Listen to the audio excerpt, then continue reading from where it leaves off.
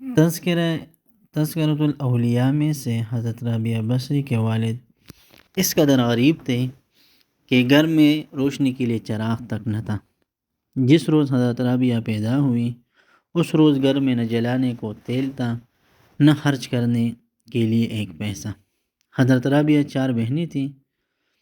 حضرت رابعہ چونکہ سب سے چھوٹی تھی اور اپنی بہنوں میں چوتھے نمبر پر پیدا ہوئی تھی، اسی لیے والدہ ماجدہ نے نام رابعہ رکھا اور اس نام سے مشہور ہو گئی۔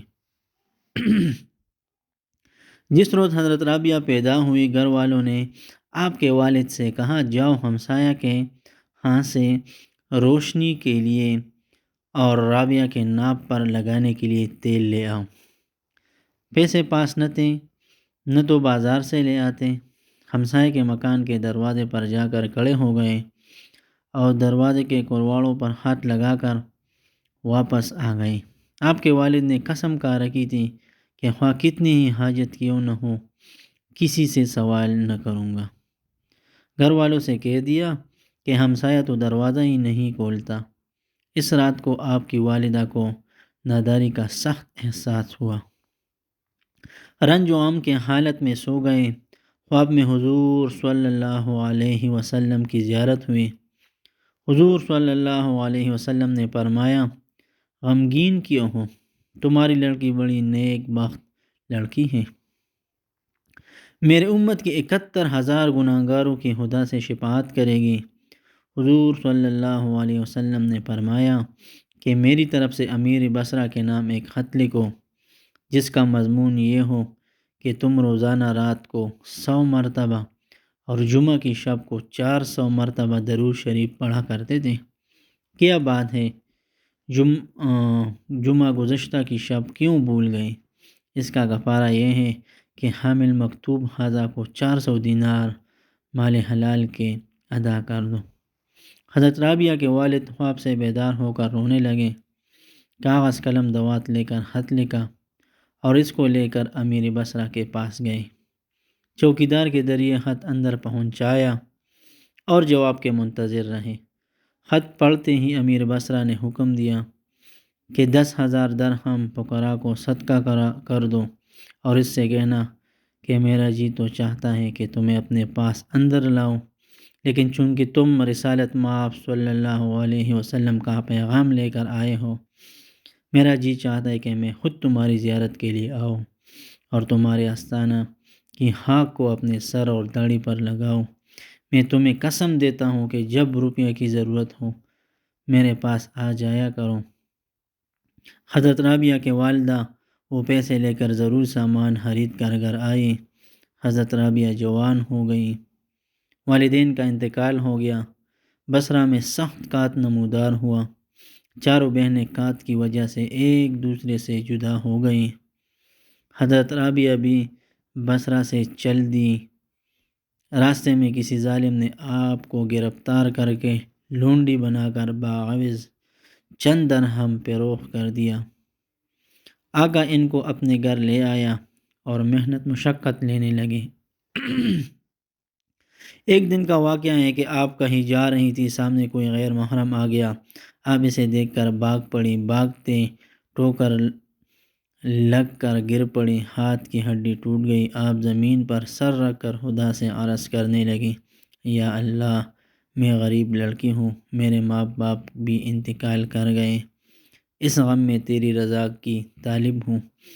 یا اللہ، میں سب تکلیفیں برداشت کر رہی ہوں، اے خدا تو مجھ سے راضی ہے یا نہیں؟ صدا آئی، فکرمند مت ہو، کل تمہیں وہ مرتبہ ملنے والا ہے کہ آسمان کے مقرب فرشتے بھی تم پر پہر کریں گے۔ یہ جواب سننے کے بعد حضرت رابعہ اپنے آقا کے مکان پر آ گئی۔ حضرت رابعہ بصریہ کی یہ حالت تھی کہ ہمیشہ روزہ سے رہتی تھی، اپنے آقا کی خدمت سر انجام دیتی تھی اور تمام رات نماز پڑھا کرتی تھی۔ ایک روز کا واقعہ ہے، حضرت رابعہ بصریہ رات کو نماز میں مصروف مناجات تھی۔ الہی، میری خواہش ہے کہ تیرے حکم کے فرمانبردار ہوں اور میری آنکھوں کی روشنی تیری درگاہ میں حاضری سے عاجز ہے۔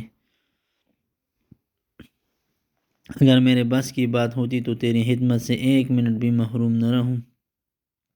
آقا تو نے مجھے عاجز اور زیر دست پیدا کیا ہے، اس لیے تیری خدمت میں حاضری دیر سے نصیب ہوتی ہیں کہ سوتے سوتے ان کے آقا کی آنکھیں کھل گئی۔ وہ یہ نظارہ دیکھ کر حیران رہ گیا کہ حضرت رابعہ سر بسجود میں، سر پر نور الہی کی قندیل روشن ہے، سارا مکان نور سے معمور ہے۔ صبح ہوئی تو آقا کہنے لگا، الہی عبادت گزار لونڈی سے خدمت لینی مناسب نہیں، میں نے تمہیں آزاد کر دیا، اگر تم میرے ہاں رہو میں تمہاری خدمت کے لیے حاضر ہوں، ورنہ آپ کو اختیار ہے۔ حضرت رابعہ اجازت لے کر باہر آ گئی اور عبادت خداوندی میں دل جمی کے ساتھ مصروف ہو گئی۔ حضرت رابعہ بصری دن رات میں 1000 رکعت نماز پڑھا کرتی تھی۔ کبھی کبھی حضرت خواب میں حسن بصری کی مجلس میں بھی تشریف لے جایا کرتی تھی۔ آزادی کے کئی سال بعد حضرت رابعہ حج کے لیے تشریف لے گئی۔ ایک گدھے پر سامان باندھ کر آپ ایک قافلے کے ہمراہ جا رہی تھی۔ ایک جنگل میں پہنچی تو آپ کا گدھا مر گیا۔ قافلہ والوں نے کہا، کہوں تو تمہارا سامان اٹھا لے؟ حضرت رابعہ نے فرمایا، نہیں لوگو، تم روانہ ہو جاؤ، میں تمہارے بھروسے پر نہیں چل سکتی۔ قافلہ روانہ ہو گیا۔ حضرت رابعہ جنگل میں تنہا رہ گئی۔ حضرت رابعہ نے خدا تعالیٰ سے عرض کیا، ایک عاجز اور غریب عورت کے ساتھ بادشاہ ایسا ہی سلوک کیا کرتے ہیں۔ تو نے مجھے اپنے گھر پر آنے کی دعوت دی، اسی اثناء سفر میں میرا گدھا بھی مروا دیا اور میں جنگل میں تنہا کھڑی رہ گئی۔ ادھر حضرت رابعہ بصریہ کی زبان سے یہ الفاظ نکلے، ادھر آپ کا مرا ہوا گدھا دوبارہ زندہ ہو کر کھڑا ہو گیا۔ حضرت رابعہ گدھے پر اپنا سامان لاد کر مکہ مکرمہ کی طرف روانہ ہو گئی۔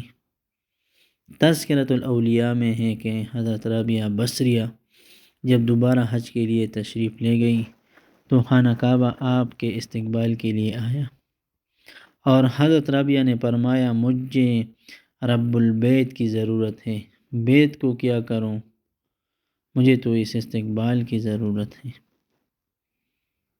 جو شخص مجھ سے ایک بلش قریب ہوتا ہے میں اس کے ایک ہاتھ قریب ہوتا ہوں۔